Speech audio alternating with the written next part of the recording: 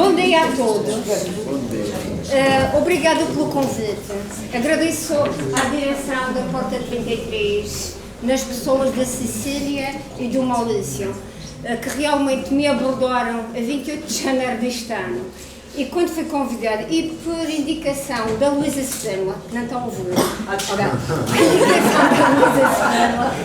quando recebi uma chamada do Maurício, fiquei admirada. Porta 33, eu sou bióloga, ok, eu sei que isto das artes relaciona-se com tudo, com a vida, com a simbologia, com a forma de estar, com a forma de pensar, mas porquê é que a Porta 33 agora me telefona e me pede para ir a uma reunião?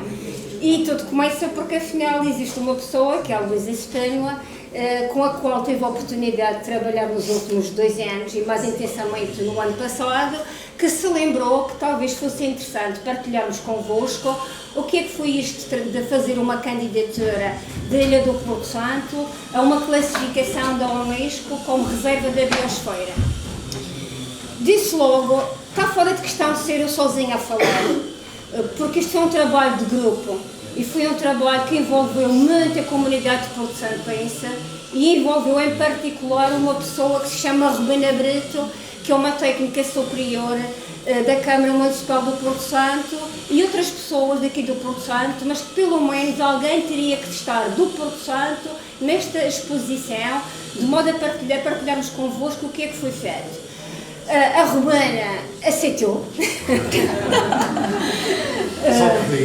Eu telefonei, e da mesma maneira que me telefonaram, eu telefonei à Rubina e disse: Rubina, isto só pode ser contigo, com a Rotarial, com outras pessoas, mas se as outras pessoas não tiverem disponibilidade, tu tens que estar lá e se eu não for, tu vais.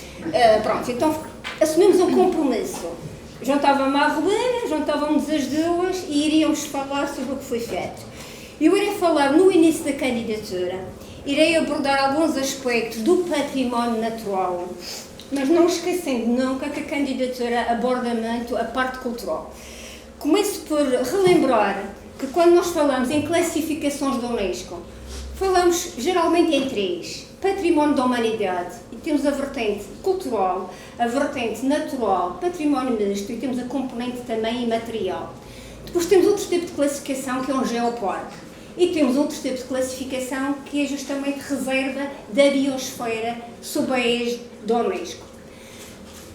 Quando me contactaram em novembro de 2017, e foram pessoas, ou essencialmente uma pessoa que é muito conhecedora da realidade do património natural do Porto Santo, transmitiu-me justamente que gostaria muito, e essa pessoa é do Governo Regional, pegando na identidade do Porto Santo, do seu património natural e de tudo aquilo que esta ilha sofreu desde o momento do povoamento humano, que seria muito interessante pensarmos na possibilidade de fazermos esta candidatura. Portanto, eu penso que todos sabem que esta ilha, no fundo, tem uma geologia, uma formação geomorfológica que remonta há cerca de 14 milhões de anos, mas que desde há cerca de 600 anos realmente tem a presença humana. E uma candidatura à reserva da biosfera da Unesco tem que ter a componente humana, ou seja, nós não estamos a abordar uma reserva natural, não estamos a abordar um sítio onde a presença do homem é posta de parte, não. É um tipo de candidatura onde o homem faz parte do processo e a candidatura só pode ser feita com o próprio envolvimento do homem e de toda a comunidade desse território. Então, nesse sentido, o que é que pensamos? Bem, se vamos trabalhar uma candidatura, partimos do princípio que existem características, porque há que ter sempre em consideração aspectos do património natural daquele território, porque uma reserva da biosfera é considerada como um laboratório vivo, onde a componente natural tem muita importância e temos que tratar aspectos relacionados com a sua conservação, salvaguarda a longo prazo, seja património geológico, mas essencialmente património biológico, porque senão estaríamos a trabalhar um geoparque, mas onde uma das grandes preocupações é justamente o desenvolvimento sustentável, criar mais valias para quem vive nesse território e pensando sempre que se é um destino turístico, então tem que ser um destino que respeite os aspectos do património natural e os aspectos da tal identidade cultural. Muito bem, depois de estudar o que era uma reserva da biosfera, começamos a pensar como é que isto será feito. Isto tem que ser feito envolvendo a comunidade local. De imediato, portanto ainda em novembro, contactamos o representante do governo no Porto Santo, que era a antiga DRAPS, que demonstrou logo total receptividade em trabalhar connosco a candidatura. Contactamos a Câmara Municipal do Porto Santo, estou a olhar para a Roberta, porque no fundo aqui está a representar a Câmara Municipal do Porto Santo, que também de imediato disse, contem connosco, nós daremos todo o apoio que pudermos, do ponto de vista logístico, do ponto de vista dos recursos humanos e da dinamização de tudo o que tenha que ser feito no território, e contactamos associações. Aqui no Porto Santo, depois de refletirmos, envolvemos a Associação Grupo Folclórico do Porto Santo, envolvemos dentro da estrutura do governo a entidade com mais competência na gestão das áreas protegidas e na parte da salvaguarda do património natural, ou seja, foi envolvido como parceiro o Instituto das Florestas e da Conservação da Natureza e foi envolvida a Agência Regional do Ambiente e da Energia da Região Autónoma da Madeira. Ou seja, envolvemos 6 parceiros, portanto, Secretaria Regional do Ambiente e dos Recursos Naturais e Alterações Climáticas, que na atualidade se chama assim, envolvemos a DRAPS, que era o representante do Governo cá na Ilha do Porto Santo, envolvemos a Câmara Municipal do Porto Santo, o IFCN, Instituto das Florestas e da Conservação da Natureza, a ARIAM, a tal Agência Regional de Energia e do Ambiente, e a Associação do Grupo Folclórico do Porto Santo. Dona, podes passar? Se fez o favor. Portanto, foi criado então em dezembro um grupo de trabalho. Algumas entidades passaram a ter 2 elementos nesse grupo de trabalho, outras entidades passaram a ter um representante nesse grupo de trabalho. E a partir daí, depois de estar clarificado quais são as regras, o que é preciso fazer por forma a se conseguir atingir o objetivo de termos uma candidatura que pretendemos que seja de sucesso. Já agora começo por vos dizer, a candidatura foi entregue pelo Estado português em setembro à Unesco em Paris, está numa fase de análise, passou uma primeira etapa em dezembro, já passou uma segunda etapa em fevereiro e penso que teremos um resultado que esperemos que seja positivo em junho deste ano. Portanto, desde então, desde dezembro, depois de constituído, foi um grupo de trabalho constituído informalmente, ou seja, não foi necessário protocolos assinados, foi mesmo vontade das entidades, vontade dos promotores, vontade de envolver a comunidade, que se foram identificados atores esses que depois tinham a função de promover uma série de atividades, de promover uma série de trabalhos, de modo a se conseguir adquirir os dados necessários para fazer a candidatura. Entretanto, enquanto eu falo, e porque falo muito, mas vou começar a passar os dossiês de candidatura. Fizemos em 2 versões, a versão portuguesa e tivemos que apresentar oficialmente numa língua estrangeira e optamos por ser o inglês. Portanto, vocês podem ver, no fundo, enquanto o resultado final de todo um trabalho que foi implementado no terreno. Podes ver? Muito bem, portanto, a candidatura, no fundo, resulta de um processo dinâmico e evolutivo que foi assente na partilha de interesses, saberes, experiências e conhecimento. Não apenas da comunidade local, mas também de investigadores em distintas áreas do conhecimento. Quando nós falamos numa reserva da biosfera, nós temos que conhecer bem o património natural, como eu fiz referência. E uma reserva da biosfera tem um zonamento. Esse território tem uma zona que é considerada núcleo e tem nessa zona núcleo áreas protegidas. Depois tem uma zona que é considerada de tampão, que envolve a zona núcleo e que atenua a ação antrópica sobre aquela área que tem mais aspectos da biodiversidade e da geodiversidade que implica uma maior proteção, daí serem zonas núcleo áreas protegidas, zona tampão, uma zona onde há desenvolvimento económico, mas de uma forma sustentável, sempre pensando na proteção e na sustentabilidade ambiental. E depois, à volta da zona tampão, temos uma zona que se chama de transição, onde as atividades humanas podem e devem ser desenvolvidas, respeitando sempre a sustentabilidade ambiental, económica e social.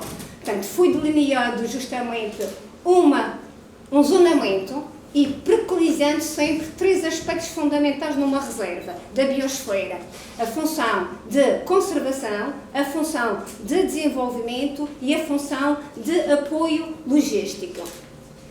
Portanto, e esta candidatura foi focada nas singularidades do Porto Santo, aspectos naturais e aspectos culturais.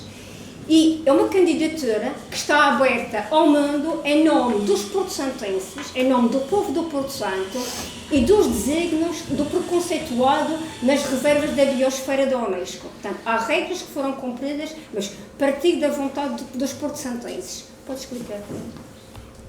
Obrigada. E como é que nós conseguimos, então, obter estes saberes, estas experiências? Como é que nós conseguimos recolher esta informação?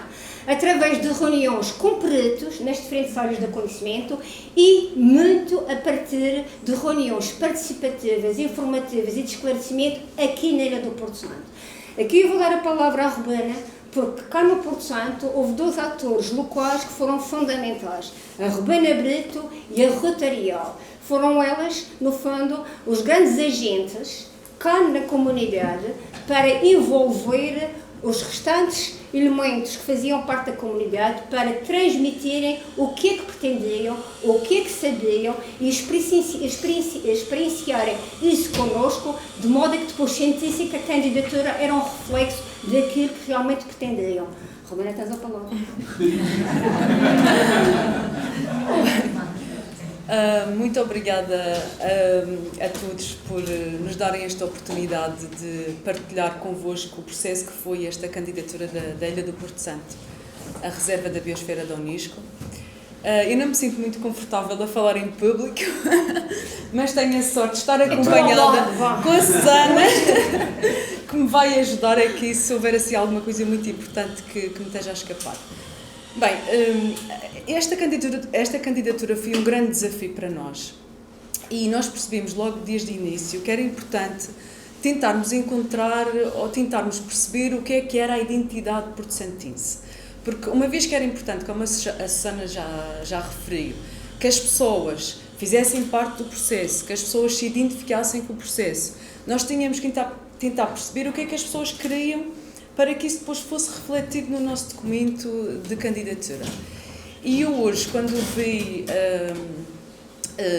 conheci um bocadinho melhor qual é que era, que objetivo é que existia aqui no âmbito deste projeto que está a ser desenvolvido nesta escola, eu consegui perceber que realmente nós não estamos sozinhos, que isto acaba por ser tudo muito complementado.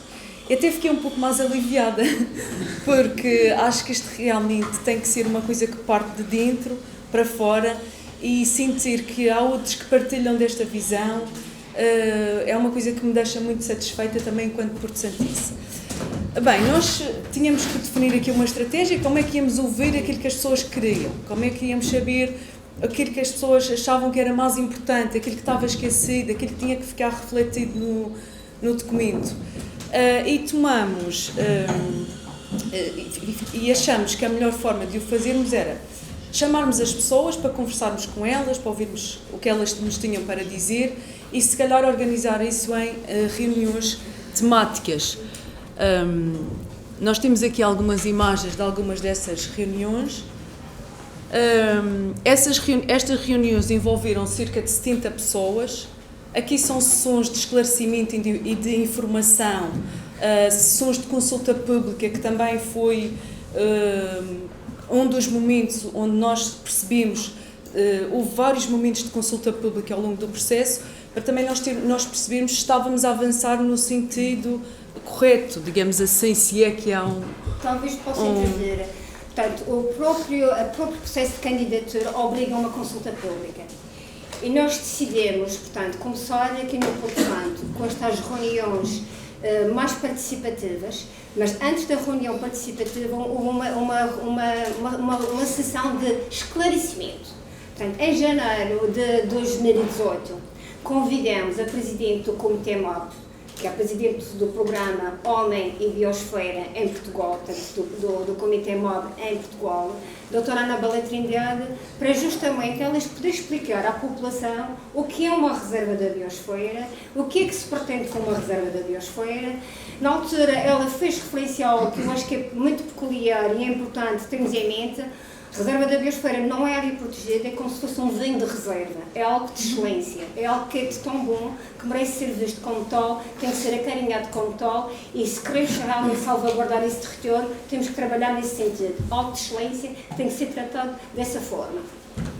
Teve uma grande adesão, mas depois julgámos que, ok, nós que estamos mais na Ilha da Madeira, que temos mais colegas da parte científica associados a nós lá, talvez podemos trabalhar mais este contacto, vamos recolher informação mais científica em determinadas áreas, então a Rubena e a Ruth trabalham mais as reuniões participativas.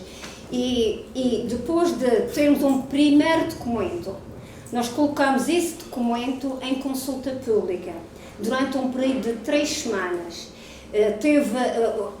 As pessoas tinham acesso na internet, quer da DROPS, quer da Secretaria Regional do Ambiente, quer da Câmara Municipal, e também tinham uma versão em papel, quer num local aqui do Governo, quer na própria Câmara Municipal. E depois dessa primeira consulta pública, demos um período para as pessoas poderem se manifestar.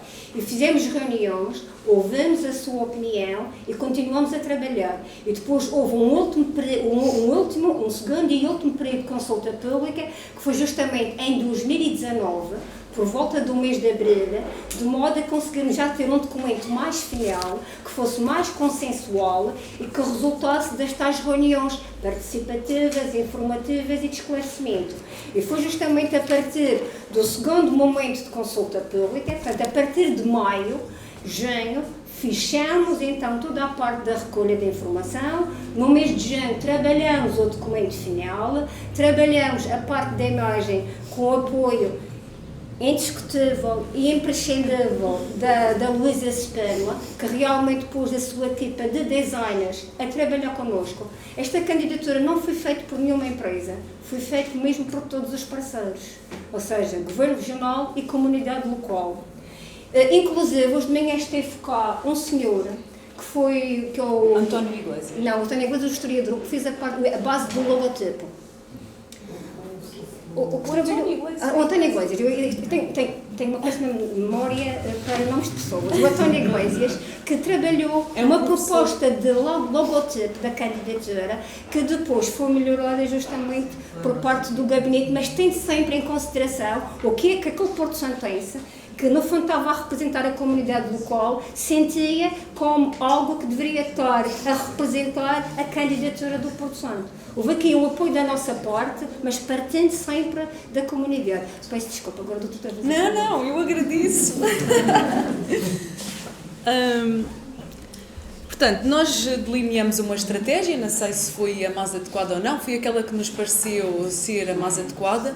Dividimos as reuniões, as sessões participativas em vários temas que nós achamos que eram relevantes no âmbito do trabalho que estávamos a fazer, da candidatura. Portanto, educação, que foi uma reunião bastante participada, conservação da natureza, comércio e restauração, cultura e património, atividades de lazer, turismo e transportes, religião, agricultura, florestas, pesca e caça e construção civil. Portanto, estas reuniões foram realizadas e depois também ainda houve uma reunião para a comunidade em geral, sem tema, para quem quisesse aparecer e partilhar connosco as suas ideias. No início destas reuniões, nós abordamos o tema, os objetivos da Reserva da Biosfera, que vantagens é que poderiam existir no futuro, e aqui íamos recolhendo tudo aquilo que as pessoas nos diziam, a informação que achavam que era importante ser refletida naquele documento. Eu aqui, Susana, não sei, deixa-me saber qual é o diapositivo seguinte. Passo para cima, não é? Podes passar. Isto aqui é para ti. Portanto, depois destas reuniões participativas e depois da recolha de informação, como eu vos transmiti, portanto, foi preparado um documento de base. Quem tiver vontade, quem tiver interesse, pode ir àquele site. Criamos um site na internet que aborda justamente a candidatura e nesse site da internet, que está ali referido, portanto, vocês podem fazer o próprio download da candidatura. O site é bilingue, existe a versão em português e tem a versão em inglês. Portanto, pode explicar, se faz o favor. Um dos aspectos que nós verificamos é que era necessário, como eu vos disse, definir a área da candidatura. Portanto, consideramos toda a superfície, a candidatura reflete, portanto, do ponto de vista do território, toda a superfície da Ilha do Porto Santo e os ilhas envolventes e vai até a batimétrica de 100 metros, ou seja, tem uma componente terrestre e tem uma componente marinha. Portanto, considera a condição arquipelógica, considera os endemismos, ou seja, as espécies exclusivas que existem cá, da fauna, da flora, dos fungos e mesmo de outros seres vivos, de outros grupos taxonómicos e de mais biodiversidade, espécies nativas, mais uma vez, da parte terrestre e da parte marinha. O que tivemos em consideração foram os trabalhos publicados até à data, ou seja, o que é que nós conseguimos de informação publicada até 2019, mas também com alguns investigadores, principalmente da parte marinha, de pesquisas que eles desenvolviam, recolhemos mais informação e conseguimos incluir essa informação na própria candidatura. E a candidatura, portanto, contempla valores naturais de caráter excepcional ou de importância crítica, ou seja, aquelas espécies que se encontram mais ameaçadas e também os ecossistemas onde elas estão incluídas, os seus habitats, bem como contempla as práticas que nós consideramos que são compatíveis com a conservação da natureza, pesca sustentável, agricultura orgânica ou agricultura mais sustentável e outros aspectos, economia circular, economia verde, portanto, uma postura de consumo de baixo de carbono, portanto, e vocês sabem que o Porto Santo já implementou cá na ilha um projeto que é ao longo do tempo, ir reduzindo o consumo de combustíveis fósseis e ir substituindo esse consumo por energias renováveis. Portanto, também contemplamos, e a agência regional que está a implementar esse projeto é justamente a Ariane, que é um parceiro da candidatura em parceria com a empresa de eletricidade da Madeira. Portanto, tínhamos também esse promotor na candidatura que nos ajudou a ver mais aspectos relacionados com a sustentabilidade ambiental. Pode explicar, se por favor? Do ponto de vista de património biológico, eu sou bióloga de formação, portanto, sinto-me mais à vontade em abordar, portanto, a parte do património biológico. O que nós sentimos nas reuniões que tivemos entre nós é que, e tenho que ser sincera, muitos porto-santenses não se apercebiam da importância, do valor do património natural, do ponto de vista científico. Já havia muito conhecimento da parte da geologia. Porquê? Porque no passado recente, trabalharam uma candidatura à Geoparque, que nunca chegou a ser apresentada, mas houve uma grande dinâmica cá no Porto Santo, relativamente à formação geológica, à origem das rochas, à especificidade das rochas, ao período mais tropical ou mais glaciar pelo qual esta ilha já passou, porque esta ilha é muito mais antiga do que a Ilha da Madeira. Geologicamente, 14 milhões de anos, Ilha da Madeira, 5,6 milhões de anos. As selvagens é que são mais antigas, 27 milhões de anos. Ou seja, aquilo que está na Ilha da Madeira e nas desertas, primeiro chegou aqui. Nós só recebemos o que passou de cá, as diásporas que vieram dos continentes mais próximos, que primeiro chegaram cá e encontraram ou não condições de colonizar, de evoluir. Depois, mais tarde, é que chegaram à Ilha da Madeira, ou seja, eles começaram a perceber que realmente são mais antigos do que nós e aquilo que nós temos é que vem deles. Desculpa falar assim de uma forma tão simples, mas é para demonstrar que o património natural destas ilhas é único. E o que cá existe e que remonta a esse período inicial da colonização, não da parte do homem, mas da parte da biodiversidade marinha e terrestre, pelo ar e pelo mar, portanto fui primeiro do que a Ilha da Madeira. Ou seja, existe aqui um património que é tão importante, que é importante salvaguardar. E fazendo a ponta em relação ao vídeo que apresentaram no início, que fiquei sensibilizada bastante, mesmo, o meu filho até me dizia, não comeces a chorar, estou muito sensível, já estava com as lágrimas todas nos olhos. Há um aspecto que me chocou. As imagens não mostraram esse património biológico único.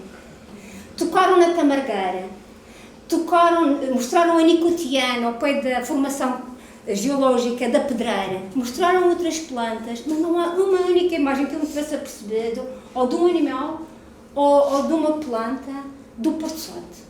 E no Porto Santo, vocês podem ver aqui, portanto, da compilação da informação ao longo de 2 anos, nós identificamos, do ponto de vista do património biológico, 2.113 taxons, maioria espécies. Como eu sou bióloga e sou desta área, não posso dizer que é espécie, porque também entramos com categorias infraespecíficas, subespécie e variedades e algumas formas. Mas quando eu digo 2.113, foram praticamente espécies que identificamos para o Porto Santo. Não são todas exclusivas do Porto Santo. Algumas são exclusivas do Porto Santo, outras são exclusivas da Madeira, comuns à Ilha da Madeira e às Vetas, e mesmo algumas comuns também às selvagens, e outras são exclusivas de uma região biogeográfica que já ouviram falar de certeza que é uma Macaronésia. Ou seja, há espécies aqui que são exclusivas dos Açores, da Madeira, das selvagens, de Canárias e de Cabo Verde. E quando eu digo Madeira, Porto Santo. Está bem? Portanto, ou seja, nós identificamos 19% de endemismos, parte marinha e parte terrestre. Parte terrestre está mais bem estudada, daí o número de espécies identificadas também ser superior. Portanto, mas dentro destes 2.113, 19% são endemismos. Para a Madeira, a região autónoma da Madeira, incluindo desde o Porto Santo até às selvagens, nós temos identificados 7.570 taxa-terrestres. 19% também são endemismos. Ou seja, a percentagem de endemismos do Porto Santo é muito elevada. É um hotspot de biodiversidade na Europa e no mundo. Portanto, a zona mais rica em biodiversidade na Europa, eu penso que vocês sabem, é a região biogeográfica da Macaronésia. É onde encontramos maior número de espécies exclusivas, únicas no mundo, daquela área ou daquele pequeno território. O que é que nós temos? Dentro destes 19% de endemismos, 10 espécies são 10% de espécies são exclusivas do Porto Santo. Eu não encontro essas espécies da fauna ou da flora, do mar ou de terra, em mais nenhuma parte do mundo. 8% das espécies são comuns à Madeira. Não são exclusivas do Porto Santo, mas são exclusivas da Madeira. E 5% dessas espécies não são exclusivas do Porto Santo, mas são comuns à Macaronésia. Depois, o que é que nós vemos? Que 136 estavam inscritas na Convenção de Berna. 87 aves, 23 mamíferos, 9 plantas vasculares, 7 gastrópodes, 3 artrópodes, 3 répteis, 2 equinodermas e um peixe e uma cnidaria. E diga-lhe plantas vasculares, porque a maior parte das pessoas esquece que os musgos também são plantas, mas são plantas avasculares. Portanto, e existem endemismos no Porto Santo, no grupo das plantas avasculares. Mas quando eu tenho ali a Convenção de Berna, é que tem um estatuto de proteção supranacional. Depois, o que é que eu tenho? 25 estão protegidas pela Convenção de Bona. 20 aves, 4 mamíferos e um réptil. E vocês olham, mamíferos? Mas como é que tem tantos mamíferos ali? 23, são os mamíferos, são essencialmente os mamíferos marinhos. Está bem? Estou a entrar aqui com a parte da fauna marinha. Mas, no Porto Santo, há um mamífero terrestre, que é o endemismo macaronésico, que é o pipistrelus madeirensis, ou seja, o vulgar morcego. É raro, mas existe. Portanto, cabrinhas, ovelhinhas, vaquinhas, cavalos, etc., espécies introduzidas a posteriori da presença humana. Está bem? Pinheiros, tamargueiras, canavieiras, palmeiras, espécies introduzidas a posteriori da presença humana. Está bem? Ali o que estão referidos são as espécies que surgiram antes da espécie humana. Está bem? 31 espécies estão ao abrigo da Convenção de CITES. 42 espécies estão ao abrigo da Diretiva Aves, maioria aves marinhas, migratórias. Depois, 44 espécies estão ao abrigo da Diretiva Habitats. Mais uma vez, 22 mamíferos, 13 plantas vasculares, 7 gastrópodes, um réptil e uma alga. E 297 espécies estão indicadas na lista vermelha da OICN. Isto é fácil. Se eu tenho tantos endemismos, se no mundo inteiro, se eu olho para o mundo, eu tenho um pequeno território que vocês conhecem tão bem quanto eu, e se há espécies que são exclusivas, automaticamente estão criticamente ameaçadas, mesmo que ao nível desse território até estejam a ser devidamente salvaguardadas, está bem? Podes passar, Romana. Obrigada. E porque eu acho, se vamos conseguir passar? Não vai? É algo que precisamos de ajuda, mas também se não houver imagem, portanto, eu agora, o que eu queria vos mostrar, quando não há imagem, vamos ver o dom da palavra. Eu dou parabéns aos oradores que conseguem falar sem ter um apoio. Portanto, eu preciso de plantas, eu preciso de PowerPoint, me sentir mais à vontade. Mas pronto, o que é que nós decidimos então fazer? Portanto, como vocês não são biólogos, e como eu achei que não ia estar aqui a pôr os nomes científicos, então achei por bem, pelo menos, vou mostrar aos artistas e aos professores e aos alunos imagens de aspectos do património natural que são únicos. Só vou-vos dizer, à esquerda, ali aliás, é a Pericalis menezesi, é um endemismo do Porto Santo. Está bem? A meio, onde tem aquelas rocinhas, aqui foi tirado no Pico Branco, é a Filhas Nobla, que é um endemismo madeirense. Em cima à direita é um caracol que é endémico do Porto Santo. Vocês têm este trabalho que foi feito pela CAL. Portanto, aqui tem exemplos de caracóis do Porto Santo. Os caracóis do Porto Santo foram trabalhados do ponto de vista científico por Darwin. Darwin, quando viajou no Beagle, não conseguiu desembarcar na Madeira e no Porto Santo, dizem porque estava enjoado. E porque as condições do mar não lhe permitiam desembarcar com segurança. Mas ele, a posteriori, conseguiu ter relações com naturalistas que trabalhavam na Madeira e que estudavam o património natural da Madeira, quer da flora, quer da fauna, e ao se aperceber da enorme diversidade de caracóis e da importância da evolução destes caracóis num território tão pequeno, ele escreveu sobre os caracóis do Porto Santo. Para terem uma ideia... Como? E são os outros que vieram a posteriori, mas pronto, para vocês terem uma ideia, estão identificadas cerca de 123 espécies de caracóis para o Porto Santo, 82% de endemismos. Vejam, é das 82% de endemismos, 123, 82% de endemismos do Porto Santo, ou seja, praticamente todos os caracóis que vocês veem, à exceção daqueles que estão nas hortas, nos terrenos abandonados, esses é uma espécie invasiva, mas os demais, são exclusividades, ou seja, esta ilha é comparável às Maurícias, do ponto de vista da sua malacofauna e da capacidade evolutiva que este grupo de seres teve neste território. Embaixo do caracol, vocês têm esta plantinha. Quem tirou aquela fotografia, até as fotografias foram praticamente todas de porto-santenses, aquelas que nós selecionamos. Eu corrigi. Aquela imagem foi feita por uma técnica que trabalha com a Rebana, que nos dava apoio na parte técnica das apresentações. E quando me apercebi que eu era uma apaixonada por fotografia, que tem fotografia fenomenal, pedi apoio à Rebana, para poder apoiar a Nádia, porque realmente eu acho que só conversando é que nós conseguimos fazer coisas em conjunto e ter um projeto no qual nos sentimos envolvidos.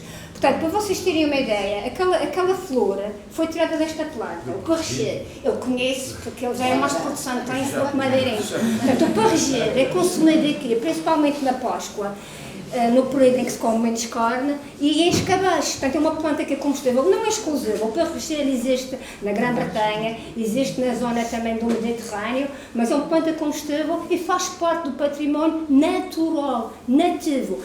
No passado era usada no período dos descobrimentos, para terem uma ideia, como uma planta que prevenia do escorbuto, porque é muito rica em vitamina C. Portanto, é um exemplo. Ao centro tem aquelas florinhas amarelas. As florinhas amarelas não são mais, sabes do que o quê? Os ranchões. E o que é que são os ranchões, Rebana? Os ranchões é uma espécie de couve que aqui no Porto Santo é comida, é cozida e temperada e faz parte da nossa gastronomia local. Ou seja, as pessoas geralmente na Madeira... Sim, muito bem. As plantas agora estão em floração, portanto, ou seja, as pessoas no Porto Santo e na Madeira só recorriam às plantas locais quando havia falta de alimento, ou seja, como um recurso quando era mesmo necessário superar a falta de alimento. Mas eles têm cá ranchões. Posso só contar uma história? Os ranchões. Eu conheci o Maurício e a Cecília, uma vez fui bater à porta da 33 para ver uma exposição. Já conhecíamos o trabalho uns dos outros, mas nunca nos tínhamos visto pessoalmente. E eles tinham vindo do Porto Santo e tinham levado ranchões do Porto Santo. E nesse dia jantámos ranchões. E não é saboroso. Que eu nunca tinha provado. Mas não é saboroso. Para além dos ranchões, o Alexandre até me diz que estás sempre a apanhar plantinhas. Estas plantas foram colhidas com os elementos da Polícia Florestal, portanto tenho que ser só para saber. Ontem fui para o campo com eles e as plantas são devidamente autorizadas. Esta não é um ranchão, mas é da mesma família do ranchão, que é da mesma família das couves. Qual é esta, Romana? Serralha. Dá para fazer salada. Não, esta não é a serralha. Não, a serralha é uma astrócia, Romana. Peço desculpa. Esta é uma... Já serralha para aí. Tá. É uma... Isto eu já sei muito como chama. Não, porque ele disse, essa ralha É uma rúcula. É chamada mostarda brava ou rúcula brava. Também é colhida com a falta de alimento. Isto não é serralha, está bem? Serralha com Não é. Sim, mas eu vou buscar uma serralha. Podem passar. Serralha com salada. Não é. É mais uma couve. É parecida com os ranchões. Mas, por exemplo, isto é a serralha. A serralha, aí entra o papel de uma botânica. Eu sou bióloga, mas sou botânica. É uma astrácea, é uma família diferente. Eu costumo dizer, quando não se conhece, é melhor não experimentar. As plantas podem ser nossas aliadas, mas também podem ser mortais. Portanto, o saber popular geralmente é muito acutilhante, sabem muito bem, podem até não saber o nome científico, podem não fazer a mínima ideia da família, mas sabem que aquela podem comer. Mas quando não se tem a certeza, pergunta-se a um técnico. Esta sim é uma serralha. E a serralha, tem um caracol, tem caracol. Está bem? Desde que nasceu, portanto, come-se. E aquela come-se crua, enquanto que os xaramogos e os ranchões são cozinhados. Está bem? Mas também há serralhas cá que são exclusivas. Esta sim é de uma serralha exclusiva. E é de uma espécie que se chama Soncos talassofila. Portanto, é uma espécie que é exclusiva do Porto Santo. É uma serralha diferente. Eles aqui também têm uma couve da rocha, que é esta, que é a creme fruticosa, que é um endemismo. É um endemismo madeirense. É outro tipo de couve. Continuando. Estou a ser muito maçadora? Não. Tenho uma hora. Ok, pronto. O que é que eu tenho aqui? Portanto, o que é que eu decidi trazer? Portanto, decidi trazer ali uns líquenes. Portanto, do lado esquerdo, vocês veem uma planta que Diogo Gomes, quando chegou às selvagens, portanto em 1500 e tal, identificou como sendo importante para a coroa. Qual é? Urzela. Rossella tinctoria. E porquê que foi identificada? Porque era uma planta que... Não é uma planta, na verdade. Eu disse que era uma erva importante para a coroa, mas é um líquen. Portanto, não posso dizer que é uma planta do ponto de vista científico. E era importante para o raio, porque a partir da urzela extraía-se um pigmento natural de cor purpúrea, que era importante para atingir tecidos. E existe urzela no Porto Santo. Existem várias espécies de urzela. Depois, do lado direito, em cima, tem ali umas plantinhas meio estranhas, mas são as tais plantas avasculares. Aquilo é uma hepática que cobre o solo, que são pioneiras como os líquens e que, no fundo, permitiu, ao longo dos tempos, a instalação de uma biodiversidade mais exigente e que se pôde desenvolver a partir desse pioneirismo. Ou seja, isto é dizer, as são vulcânicas oceânicas, após a formação geológica, houve uma tentativa de colonização, os primeiros seres que cá chegaram e que conseguiram resistir às adversidades do solo, do substrato, eram espécies essencialmente pioneiras, capazes de se instalar com poucas condições, se adaptar, criar a seguir condições para seres mais complexos que foram surgindo e foram evoluindo ao longo destes milhares de anos. Depois, em baixo ao centro, porque não posso deixar de fazer referência, é considerada talvez isto senhor é artista, mas eu já soube que há salvageira. E diz lá, olha, nós vem ao estômago, porquê que já tomaste salvageira, não é? Estava com uma ressaca e não. Era pouco. Eu ontem, esta era das tais, quando cheguei no bloco disse ao mestre Luís, eu tenho que ser uma folhinha de salvageira.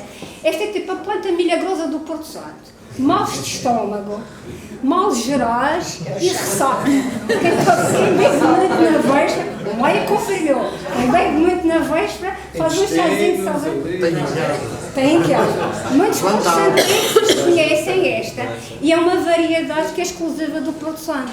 É Siderites cândicas, variedade multiflora, não há em mais nenhuma parte do mundo. Podemos continuar, porque senão eu vou falar muito. Do ponto de vista da biodiversidade, o que é que eu posso fazer referência também? O grupo dos animais é o grupo que tem maior representatividade. E dentro do grupo dos animais, o grupo dos invertebrados é aquele que tem maior número de espécies e maior número de endemismos. E dentro dos invertebrados sobressaem os insetos e sobressaem os moluscos terrestres, os moluscos terrestres, os caracóis, onde entram os caracóis, as lesmas e as semilesmas. Também com esta imagem queria-vos chamar a atenção para o lado esquerdo, tem ali um líquen, estão a ver o líquen? Aquele líquen é uma espécie exclusiva para o Porto Santo, Ansia centrífuga. Eu reparei que no início das primeiras reuniões, a maior parte das pessoas nem sabia que existia um líquen exclusivo do Porto Santo, mas existe, e poderão existir mais. As reservas da biosfera funcionam como laboratórios vivos. No fundo é apelar a que outras pessoas de outras áreas do conhecimento cá venham, estudem e nos ajudem a conhecer mais e melhor e a proteger aquilo que realmente merece ser protegido. As tais mais-valias para a comunidade local. Ao centro, depois do líquen, tem lá um feito. A maior parte das pessoas pensa, Porto Santo, é tão seco, mas há feitos, há feitos. Aquilo é um feito que eu adianto o reniforme, parece um rim, não é uma exclusividade, não se conhecem feitos exclusivos do Porto Santo, mas nos picos mais altos, essencialmente virado na exposição a norte, que recebe mais os ventos alísios, nós encontramos uma boa comunidade, quer de musgos, de hepáticas e de feitos. Tarraxão, o Pico do Faixa, a vertente norte, Juliana, a vertente norte, o Pico de Gandaia, a vertente norte, portanto, o Pico de Castelo, a vertente norte, portanto, são zonas que são mais gélidas. Continuando, depois também quis-vos mostrar algumas espécies que são menos conhecidas, os cogumelos. A maior parte das pessoas pensa, bem, mas eu geralmente estou na praia, isto parece tudo tão seco, mas há cogumelos, mais uma vez, naqueles sítios que falámos há pouco, em determinados períodos do ano, principalmente após as primeiras chuvas, surgem cogumelos. Em cima, vocês têm uma planta, posso perguntar ao Moia? Não? Quem é que conhece aquela que está em cima à esquerda? Isso é bom para lavar as mãos. E é bom para comer. É o melhor sabão que Então é assim, não sei se vocês sabem, a barrilha. É um restaurante que já faz isso na salada aqui. Há quem utiliza esta planta como combustível, mas tipo gourmet, é pouca quantidade. Mas é só aqui o milhinho.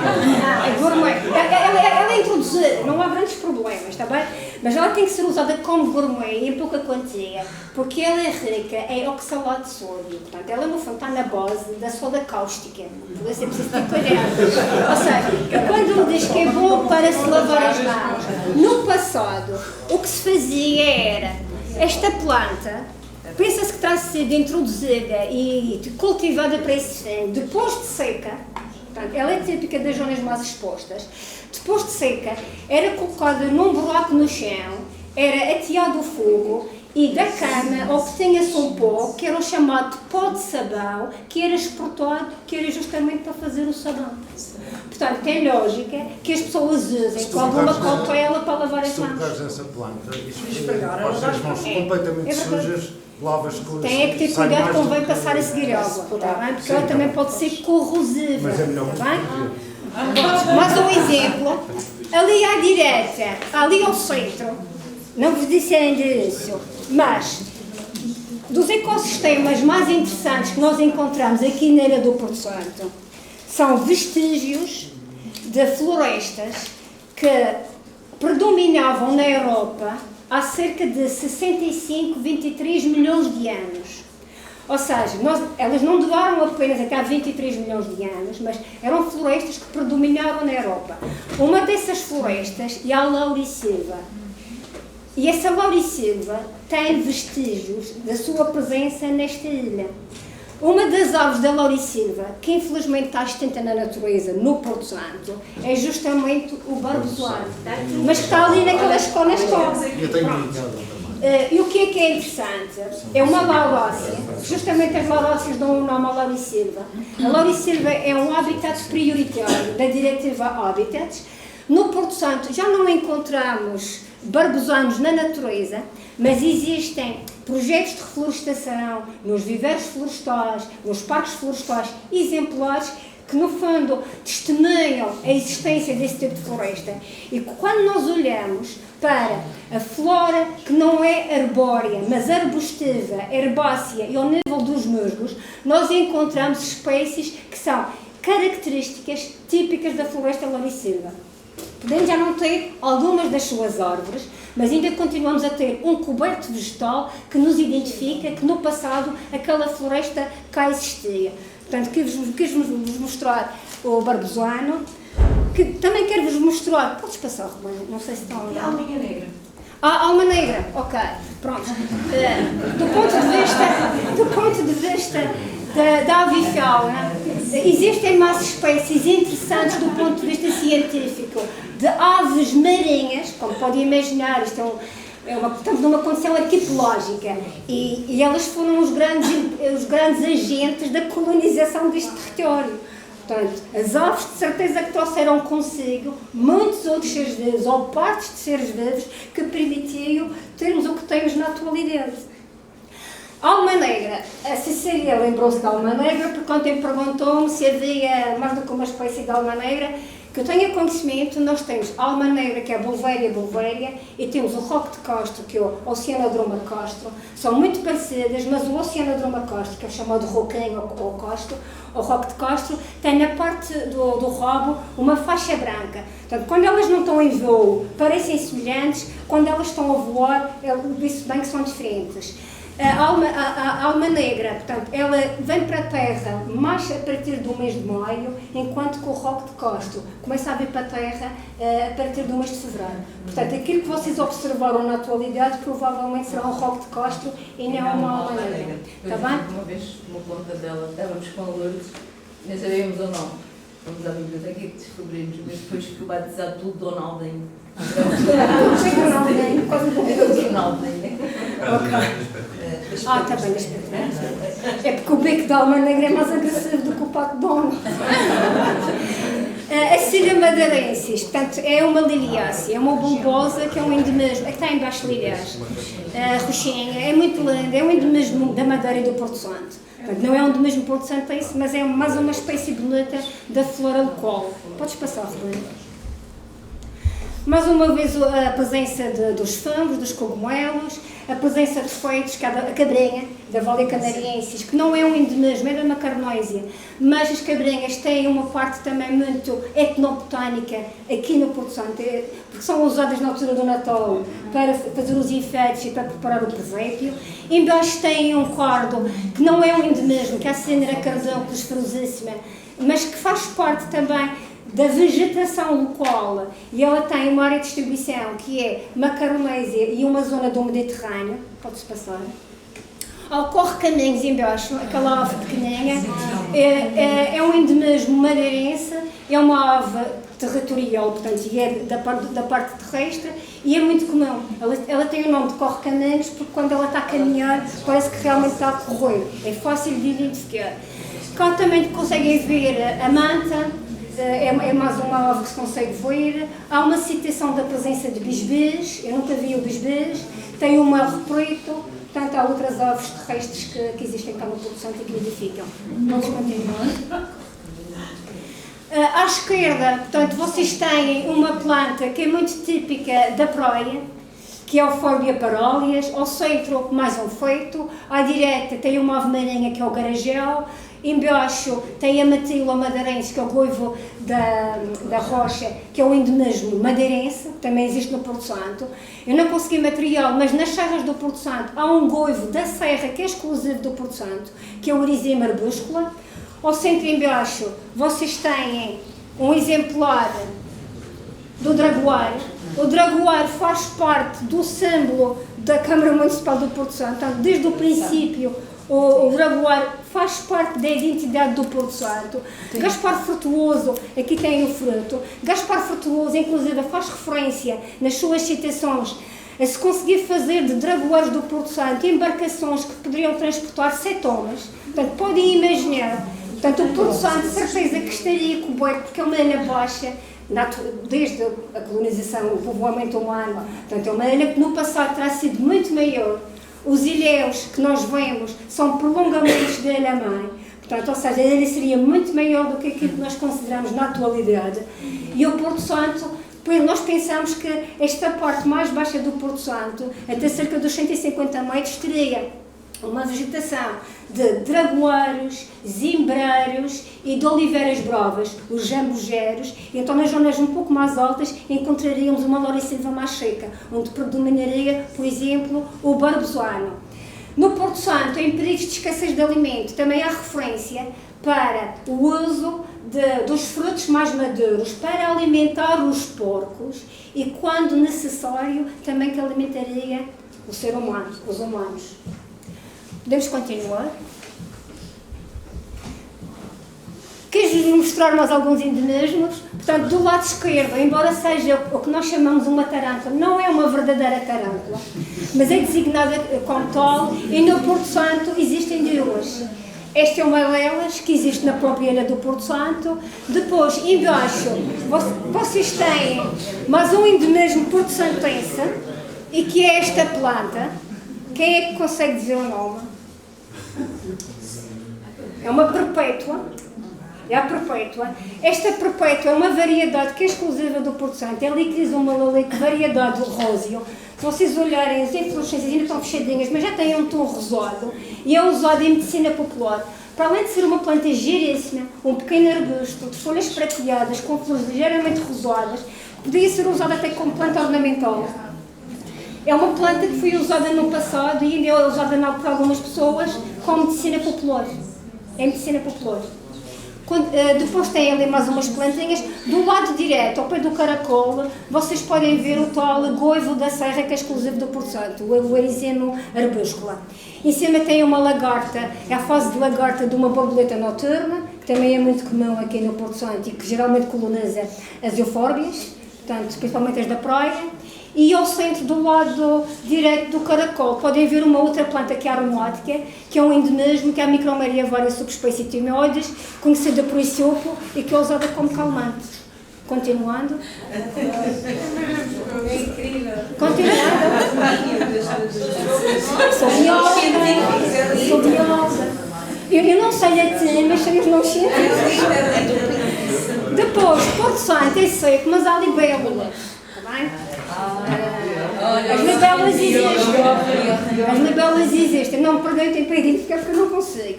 Depois embaixo tem a gaivota de patas amarelas. Ao centro tem o coquinho. Ao lado direito tem... Quem é que conhece identificar? Quem é que consegue identificar aquela? As senhoras. As senhoras. É do Porto Santo.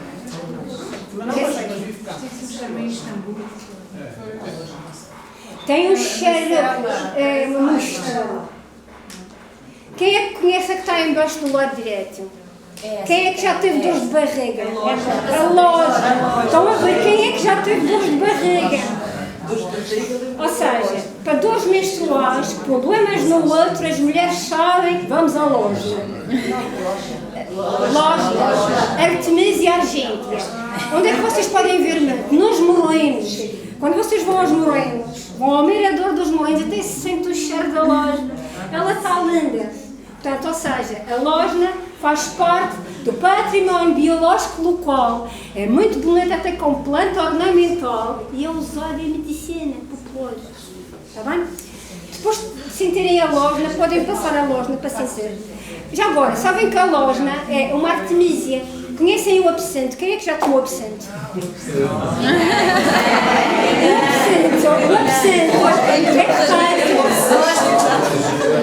O absento é feito a partir da artemisia absenta.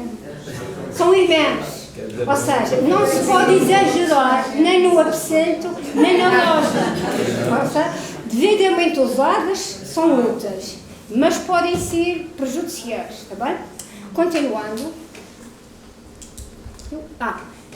Já repeti, não, repeti uma ou duas porque gosto muito da Paricola e do Parcher.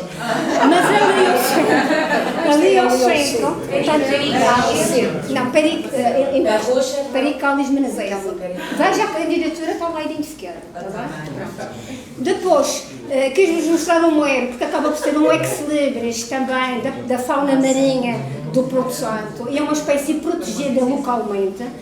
E quis-vos trazer aquela imagem do centro porque é um maçaroco do Porto Santo. Ou seja, durante algum tempo pensou-se que estaria em extinção, foram descobertos exemplares na zona do Pico Branco e, entretanto, os serviços florestais e as escolas. Aqui é uma grande professora, a Rosa Afonso, que trabalhou com os miúdos do primeiro ciclo, esta espécie, propagou nesta escola e propagou vários exemplares que todos os miúdos ofereceram aos pais. Portanto, não sei se a Rubana quer falar um pouco sobre esse projeto.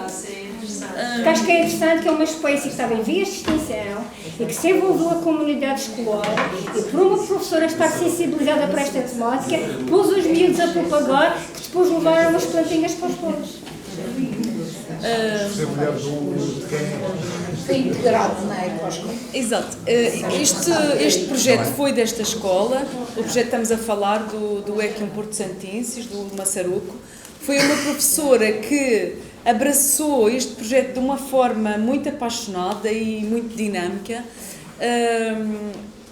em colaboração com os serviços florestais. Na altura eu era mãe de um menino que andava nesta escola e houve aqui um evento no âmbito do Ecoscolas, do programa Ecoscolas, onde cada pai recebeu um maçaroco para levar para casa e para tratar do maçaroco. E portanto foi uma iniciativa que deu a conhecer o maçaroco do Porto Santo como nenhuma outra iniciativa da Câmara das Florestas. Portanto, o maçaroco ficou mesmo muito presente na nossa comunidade nessa altura, e acho que é este tipo de iniciativas que valoriza aquilo que é nosso. Só quem conhece, só quem sente, só quem ama é que realmente passa a ser um agente participativo, ativo no processo de salvaguarda. Para mim é a base. É importante sentir com os diferentes sentidos, não apenas com a visão, com o olfato, com o paladar, sentir profundamente, e vocês acabaram hoje de manhã por demonstrar isso. Eu fiquei sensibilizada com as suas palavras, com a forma como falou. Portanto, ou seja, é preciso realmente sentir lá dentro para estarmos envolvidos e para, com paixão, fazermos algo com vista à salvaguarda de aspectos, sejam eles do património natural, seja do património cultural. Eu vou continuar e dar a palavra, provavelmente. E tudo na vida. Se não fazes com paixão, não vale a pena. Quis-vos trazer esta para vos mostrar. E nem tenho algum tempo. 10 minutos. Vai nem tentar com 5. Aqui vocês têm aquela árvore lá em cima, é o zambujeiro. Portanto, ou seja, é uma pequena árvore, podes passar, ainda uma pequena árvore que é a Oliveira Brava do Porto Santo. É uma coisinha mais para trás. É só para dizer que ainda tem mais três. Ok, obrigada. Depois em baixo, quis mostrar o lobo marinho. O lobo marinho, portanto, é a foca mais rara do mundo. A colónia está localizada na Deserta Grande, mas o ano passado verificou-se que uma cria apareceu cá no areal e foi mais um motivo de interesse. O que é que faz o monocos no areal do Porto Santo? Mas é uma o que é que faz o monocos no areal do Porto Santo? Ou seja, mais uma vez, ou seja, é mais uma maneira de apelar à consciencialização, que é uma espécie selvagem, que como tal tem que ser tratada e que se nós queremos protegê-la não nos vamos aproximar. Salvaguardar o seu habitat, dar-lhe o seu espaço e encaminhá-la para o seu habitat natural, que não seria propriamente a praia do Porto Santo. E isso foi feito, envolvendo a comunidade local durante algum tempo. Pois ao fim de um X tempo, o que se pensa é que ela poderá se ter perdido, porque era muito novinha, poderá ter encontrado no Porto Santo aquilo que todos nós encontramos, um porto seguro, ou seja, ali eu estou protegida, estas boas energias, eu vou conseguir me restabelecer, tenham cuidado comigo, quando eu conseguir vou voltar para a minha casa. E foi isso que aconteceu. E voltou? E pensamos que sim, mas nunca foi encontrado em mais nenhum sítio. Pensamento positivo, está bem? Continuando, aqui é para terem uma ideia dos habitats, portanto, e a candidatura aborda também aspectos geológicos, habitats terrestres, habitats marinhos, continua, isto agora é muito rápido. Mas aspectos dos habitats, em relação aos habitats, 13 habitats estão identificados para o Porto Santo, constam da Diretiva Habitats, que foi publicada em 1992.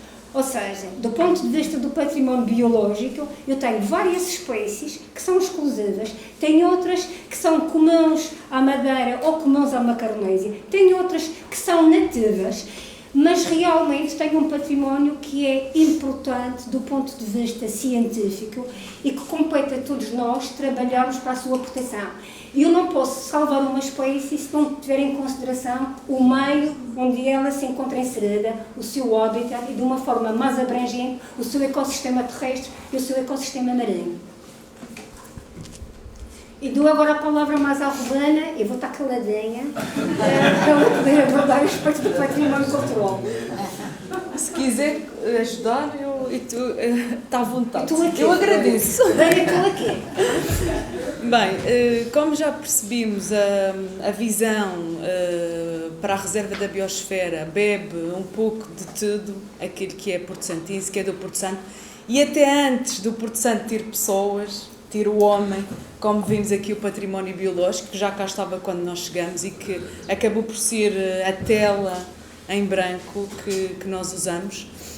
Eu vou abordar mais a parte do património cultural, apesar de existir uma série de temas relevantes, porque também achávamos que fazia mais sentido falar sobre este aspecto no âmbito deste encontro.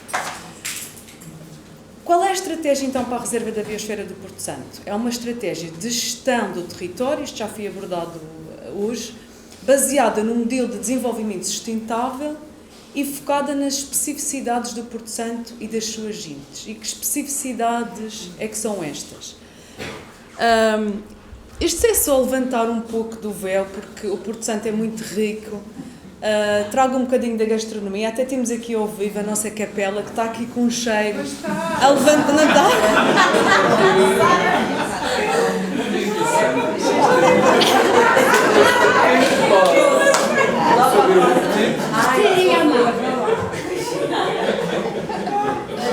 Vamos esquecer as regras da atualidade. Nós temos aqui alguns exemplos: a Capela do Porto Santo, a Escrapeada, o bolo do coco, e penso que toda a gente já conhece estas iguarias porto-santenses. O bolo do coco, apesar de existir também na Madeira, aqui é feito de uma maneira completamente diferente. A Escrapeada. A escrapeada era praticamente a base da alimentação dos porto-santenses há pouco mais de 50, 60 anos. Até, por exemplo, a geração da minha mãe, às vezes a gente diz, vamos comer uma escrapeada. Ela diz, olha, a gente já está tão fartos de escrapeada, vamos comer outra Eu coisa. faço, mas é para vocês. Exatamente. Portanto, era a escrapeada, com as lapas, com os ranchões, com a sarralho, com a salada de sarralho, enfim. Mas aqui o bolo do caco tem uma particularidade que eu acho muito interessante, que era, o bolo do caco era feito, a base, o bolo do caco ficava em cima de uma rocha vulcânica, aqui no Porto Santo. Portanto, as pessoas usavam aquilo que tinham disponível na natureza, como em todo lado acontece. E então, essa particularidade, o facto de chama-se bolo do caco exatamente por causa disso, porque a pedra, depois de tanto usada, lascava e ficava em caco. Hoje em dia isso já não se faz assim, mas acho que é uma coisa que se tem que voltar a fazer, porque acho que é aquilo que faz parte da nossa identidade.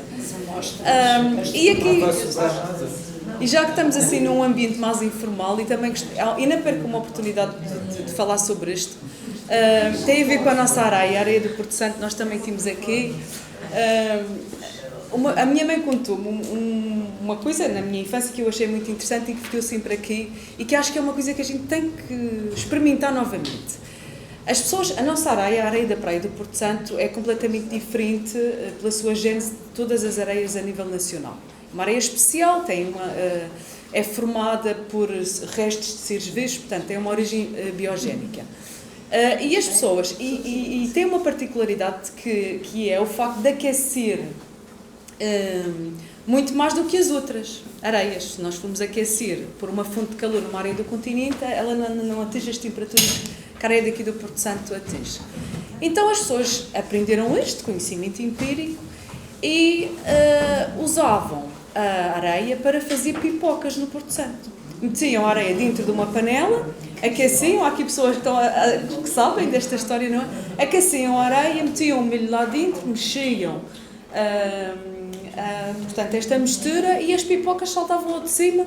Portanto, não há gorduras, não há glúten, não há nada, é muito saudável. Salgadas. O quê? Exatamente, já estavam salgadas.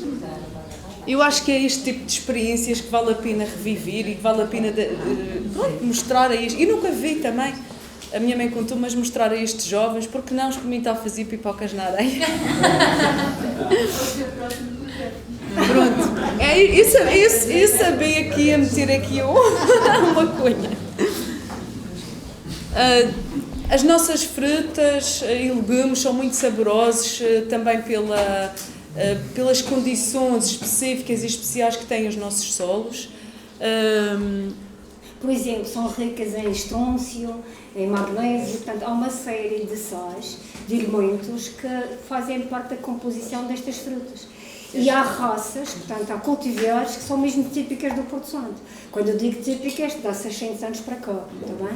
Portanto, mas também existem parentes silvestres, os ranchões, as serralhas e os charamogos, são parentes silvestres de cultivares. E parecendo que não, isto é uma grande riqueza. No mundo global, onde tudo é semelhante, onde a alimentação tem por base 4 ou 5 elementos, esta diversidade de organismos é fundamental para a proteção do próprio homem contra doenças. E fico-me por aqui. Se não continuo. Vamos a falar da fermentação do homem. Isto é só, como eu já disse, levantar a ponta do véu. Temos aqui o nosso folclore, o cantar dos reis do Porto Santo. Pronto, não é uma coisa típica e exclusiva, mas também faz parte das vivências. É uma noite que é vivida também aqui com bastante entusiasmo. Temos ali o palmito, que penso que já devem conhecer também, que portanto, é feito a partir dos rebentos mais jovens das palmeiras e é entrançado e também está associado às celebrações religiosas. Aqui embaixo temos um tapete de flores de uma das festas religiosas daqui do nosso concelho, que também tem a religião também é vivida com bastante intensidade. Acho que isso também é um fator importante. A Susana está-me aqui a relembrar. Isto não é o mais típico, mas, portanto, Isto já são empreendedorismo, não é? Isto já é uma fusão, e isto também, mas pronto, além do palmito usado para fins religiosos, não é? Que é uma espécie de arranjo. O palmito também é entrançado para se fazer os chapéus de palmito usados para as vindimas, no Porto Santo. Já repararam que o Porto Santo ocasionalmente chove, mas normalmente está sempre muito sol. As pessoas precisavam... Vimos no filme a senhora a fazer. Exatamente. As pessoas precisavam de se proteger do sol e pronto, mais uma vez usaram aquilo que estava disponível no território.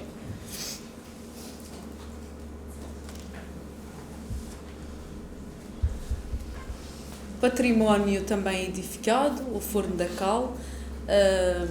A cal foi uma indústria que marcou imensamente o Porto Santo, que deixa traços muito vincados na nossa história e na nossa comunidade, e também é um dos elementos que tem que ser, apesar de atualmente já não existir a indústria da cal, faz parte da nossa história. Nós temos que ir buscar, porque atualmente existem ainda efeitos desta altura. Por exemplo, a indústria da cal foi tão importante no Porto Santo que praticamente toda a vegetação que estava disponível foi usada para se poder produzir a cal, e foi preciso repensar a reflorestação do Porto Santo, e também era usada para efeitos de sobrevivência, porque as pessoas precisavam de comer e usavam era o lume, era a lenha que lhes dava a sobrevivência. Mas este teve um impacto a indústria da cal teve um impacto muito forte na nossa comunidade. Tem ali o exemplo de uma igreja, e gosto muito daquela fotografia. Aquela fotografia não está inteira, mas mostra a paisagem do Porto Santo à frente e a imponência daquela igreja, e também demonstra o papel da religião. A Casa de Salão também se veio no filme. É uma arquitetura exclusiva, penso eu, apesar de algumas técnicas existirem noutros locais do mundo, mas é a arquitetura típica do Porto Santo. É uma arquitetura que está mais atual do que, se calhar, estas pessoas mais novas que estão aqui connosco pensam, porque aquela casa não precisa de ar-condicionado, porque tem um sistema de climatização natural, porque nós temos aqui até o salão. Isto é da porta 33, não é nosso? Foi da recolha que se fez. Portanto, o salão é uma argila que tem a particularidade de, quando chove, as pessoas precisam que não chova dentro de casa, não é? Então ela fecha todos os orifícios que existem, ou quase todos. Os meus pais dizem que não era bem assim. Se perdavam também, acho. Quando vem o tempo mais seco, ela seca e abre, portanto, veios que permite... Vocês sabiam disto, não? Isto tem que ter uma boa cara. Deixa eu ver. Portanto, areja...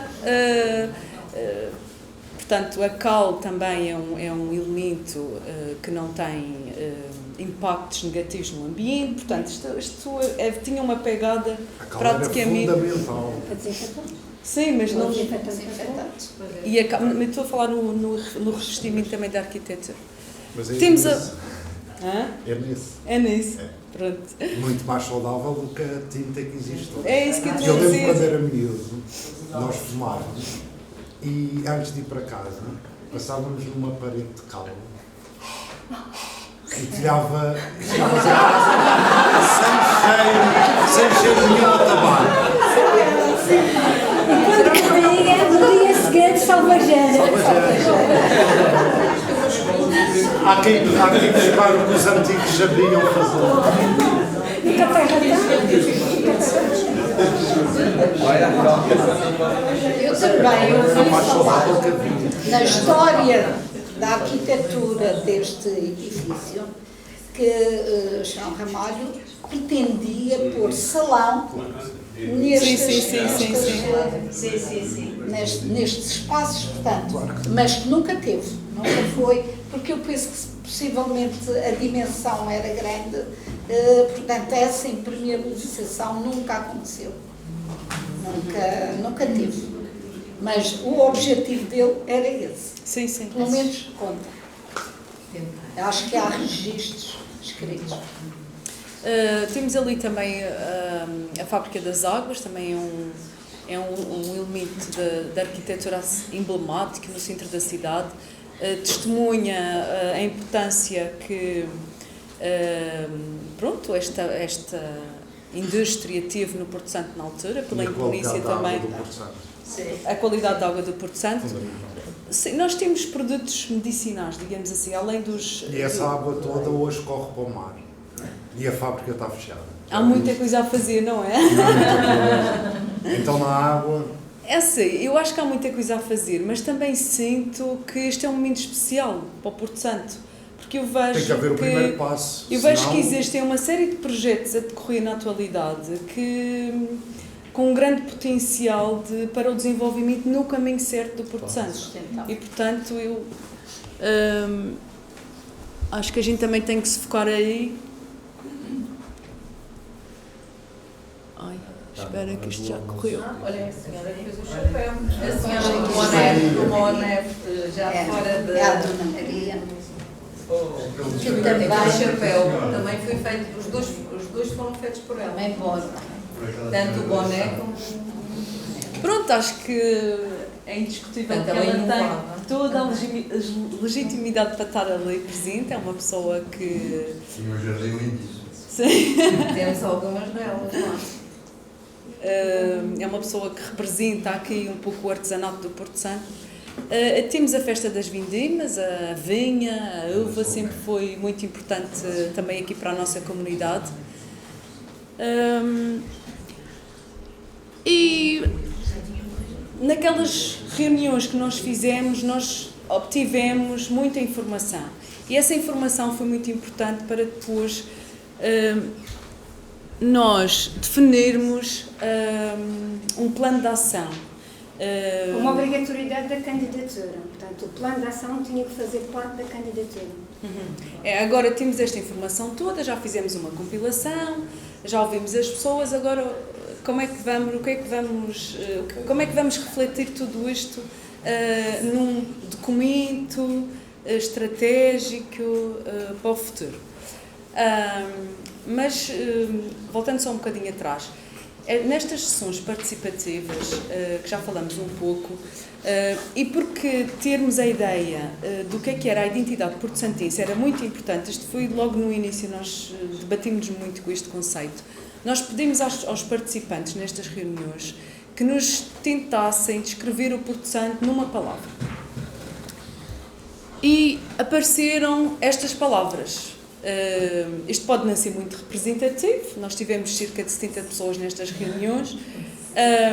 Aparecem aqui palavras que se calhar não são muito óbvias, por exemplo, geodiversidade, mas isso tem a ver um pouco com aquilo que a Susana disse há pouco. Nós trabalhamos durante anos o projeto do Geoparque, fizemos formação aos guias turísticos e, portanto, as pessoas já estão mais ou menos sensibilizadas para isso.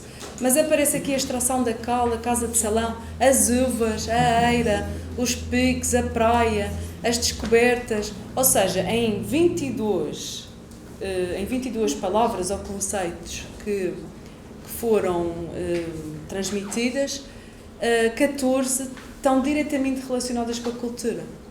E aqui eu destaquei num azul, mas não se consegue ver muito bem. E aqui nós conseguimos ver que é óbvio que aquilo que as pessoas querem tem muito a ver com a cultura, com as suas vivências, com as suas experiências e que, portanto, eu resolvi partilhar isto convosco porque realmente era uma coisa que se calhar para mim não era muito óbvia, mas no processo tornou-se, logo no início do processo tornou-se muito óbvio. Há volta a dizer que os porto-santenses são chamados também os profetas. Sim. Sabem alguma coisa sobre isso? É uma linda dos profetas. Isso tem a ver com, portanto, nós éramos ainda mais isolados do que somos hoje em dia.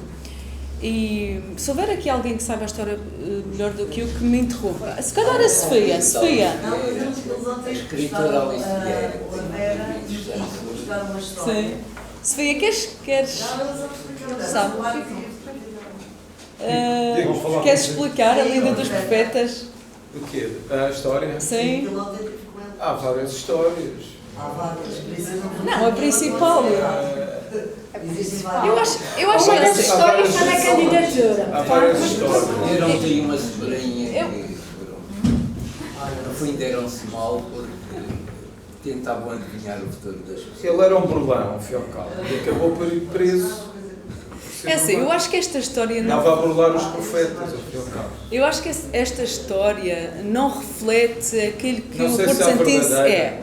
Mas, de uma maneira geral, o que aconteceu foi 2 pessoas vieram para o Porto Santo de fora e burlaram as pessoas do Porto Santo.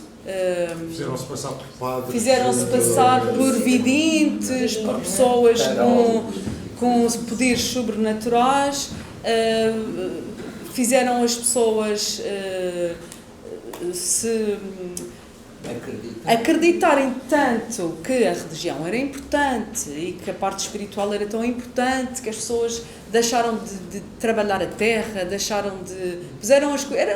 É uma espécie de culto ou de seita, conseguiram fazer uma coisa desse género. Ao ponto que foi preciso a coroa na altura intervir e vir ao Porto Santo e os levar para Évora, salvo erro, onde foram julgados e foram presos. E, portanto, a partir daí as pessoas tiveram que retomar as suas vidas porque ficaram muito debilitadas depois deste processo todo. Marcou bastante aquela altura, mas eu acho que não nos define enquanto porto-santenses, na minha opinião. Acho que nos define muito mais a resiliência, a sobrevivência, o facto de, durante 600 anos, tínhamos tido tantos motivos para abandonar o território e sairmos daqui, mas termos continuado aqui no... Bem, ao Marquês de Pombal é que fez com que o Porto Santo existisse hoje. O rei queria acabar do Dom José, queria acabar com o Porto Santo porque só havia desgraça, não havia futuro no Porto Santo. E o Marquês, muita gente tinha terras e não queria trabalhar, era tudo nobre. E então o Marquês de Pombal arranjou uma lei, tudo quem não trabalhasse a terra tomavam conta e davam às pessoas que tinham pouco ou que não tinham. E isso foi manteve o Porto Santo ativo. Bem.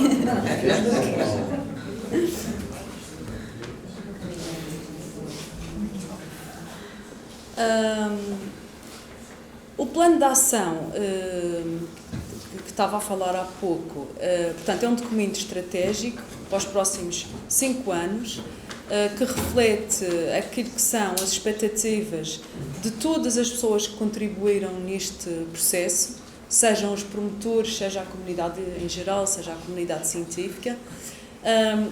Foi dividido em 5 eixos: imagem e identidade, atividades sociais, económicas e culturais, conservação da natureza, participação social e alterações climáticas. Eles são todos muito interligados, portanto, não há atividades e ações que podem ser feitas e tocar um pouco de cada um destes eixos. Eu vou destacar aqui o eixo 2, que tem mais a ver com a parte cultural, atividades sociais, económicas e culturais. Portanto, para cada eixo, depois foram definidos indicadores, foram definidas ações, objetivos. Eu vou destacar algumas das ações do eixo 2, também para que vocês tenham conhecimento depois desta candidatura, depois de se fazer este plano de ação, qual é a nossa ideia, o que é que nós achamos que é prioritário fazer. Organização de iniciativas que contribuam para a revitalização e a valorização dos produtos locais, tradições e património ao longo de todo o ano. Acho que estamos aqui numa dessas ações e, portanto, este projeto complementa-se muito com a candidatura da Reserva da Biosfera. Isso torna-se óbvio em todas as ações que estão previstas. Levantamento das tradições locais, cantares, danças, gastronomia, etnobotânica, lendas, entre outras. Portanto, existe um enorme potencial aqui a nível do nosso património cultural. Susana não vai ficar nada. sensibilização dos agentes turísticos para a importância da divulgação dos valores locais. Nós vivemos do turismo, não nos podemos esquecer disto. Nós queremos é que o turismo seja um turismo sustentável, mas também que seja baseado nos aspectos, nas singularidades do Porto Santo. Portanto, esta é uma das ações também que está prevista. Para cada uma destas ações, nós temos a quem é que estas ações se dirigem e quem são os nossos parceiros. Eu penso que nós vamos adicionar aqui muitas delas a Porta 33, em muitas das nossas ações. Vocês contactaram, mas agora estão envolvidos no trabalho. Isto não foi possível. Foi realmente o trabalho que vocês fizeram, nos informou muito. Ou seja, poupámos imenso tempo, imenso trabalho, imensos recursos com um trabalho tão sério, tão aprofundado, tão calidoscópico como esta candidatura. Está excelentemente informada e trata realmente do território. Estamos a falar desta ilha e não estamos a falar de outras coisas. Não há nada de supérfluo na vossa candidatura. Há uma objetividade. Não vão buscar, digamos, alguns floreados, coisas. Tudo o que vocês falam, a gente tem. Entramos muito bem no Porto Santo e tem-nos dado prazer imenso estudar esse grande dossiê. Foi um trabalho realmente meritório e envezado também de uma grande base científica. Mas não esquecemos a oralidade, a presença popular, essa sabedoria popular. E vocês conseguiram transmitir essa sabedoria também nessa candidatura, que é louvado. Obrigado por isso.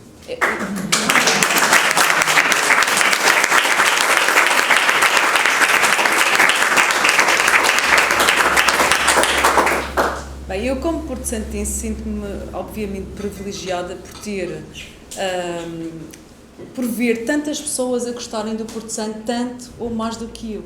Porque é verdade, a Susana é um exemplo disso. Aliás, ela quando fala do Porto Santo, notamos que há uma ligação emocional Posso muito contar forte. uma coisa? O Alexandre, que é meu filho, dizia que tinha nascido no Porto Santo. Isso já diz tudo.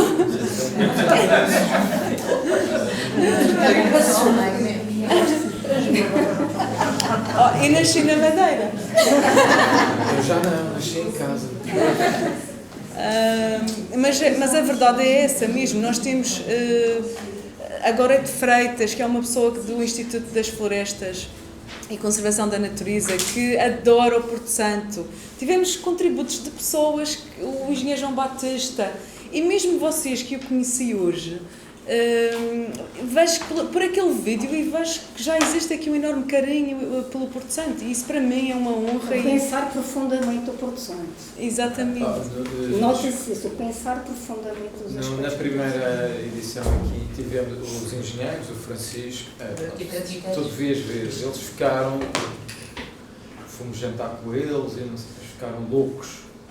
Completamente. No bom sentido. Por eles apanhavam um avião, já vinham para aqui com malas e bagagem. Uma coisa impressionante. É isso. Bem, vamos Tem terminar. agora neste momento um artista que está numa residência connosco, que é alemão, e que já encontrou uma borboleta que nunca tinha sido vista no Porto Santo. Ele deve andar no Pico Castelo, porque ele quer apanhá-la com o Pico Castelo atrás. Para poder ficar aqui para o convado.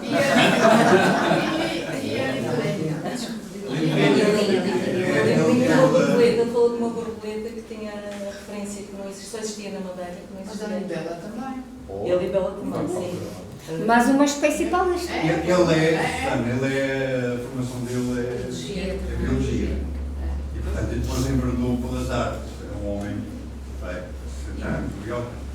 E que trabalha as duas coisas. O trabalho artístico é sempre também com a biologia. Eu a seguir posso-vos dar um contacto de um entomólogo que é muito bom e que nos ajudou também bastante na candidatura, que é o Franquinho, o António Franquinho Aguiar.